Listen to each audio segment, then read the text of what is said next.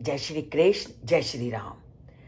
ब्रह्मा जी जैसे ही आए, वाल्मीकि जी ने कैसे उसका विधिवत सम्मान किया, कैसे उनकी प्रति श्रद्धा और भक्ति के भाव समर्पित किए, इसका वर्णन हमने कल के श्लोक में जाना। और जब पूरी तरह से उन्होंने ब्रह्मा जी का स्वागत, अर्चना, पूजा इत्यादि कर ली, तो उनको जब विधिवत उन्होंने आसन पर बिठा दिया। अब इसके बाद क्या होता है, इसको हम जानते हैं। अत उपविश्य भगवान आसने परम अर्चिते वाल्मीकि च ऋषि संदिदेश आसनम तत्।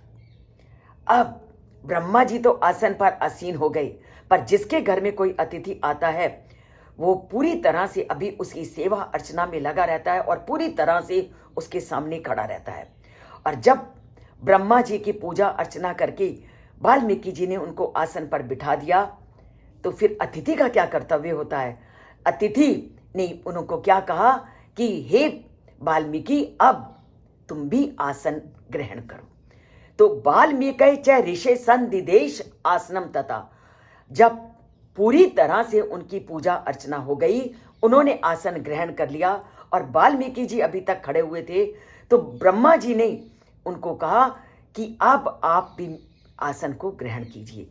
तो ये है हमारी अतिथि सत्कार की परंपरा कि जब तक विधिवत अतिथि की पूजा अर्चना नहीं हो जाती, वो अच्छी तरह से आसन को ग्रहण नहीं कर लेता, तो जिसके घर जो अतिथि आए हैं वह पूरी तरह से अपने हाथ जोड़े उसके सामने खड़े रहते हैं। और जब तक अतिथि उनको पूरी विधि विधान से नहीं कहता कि आप भी बैठ जाओ, तो वो खड़े ही रहते हैं।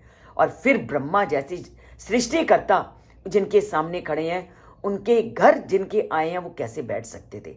और वही था कि ब्रह्मा जी जब बैठ गए और उन्होंने लगातार वाल्मीकि को खड़े हुए देखा, तो वाल्मीकि को भी उन्होंने बैठने का संकेत दिया।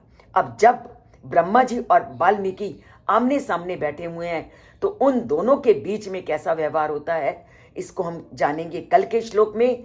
और उनके अंदर की इस व्यथा कथा को हम आपस में परस्पर साझा करेंगे, एक दूसरे को श्लोकों को भेजते हुए और राम की कथा को जन जन तक पहुंचाते हुए। तो बोलते हैं जय श्री कृष्ण, जय श्री राम, और इस कथा को लोगों तक फैलाने का प्रयत्न करते हैं और श्री राम के साथ अपना नाता जोड़ते हैं। और इसी तरह से हम अतिथि सत्कार की परंपरा को अपनाने का प्रयत्न करते हैं और आज पुनः अपनी धरती पर उन्हीं संस्कृति को लाने का भी प्रयास करते हैं। और इसी प्रयास को सफल बनाने के लिए श्लोकों को जन जन तक पहुंचाना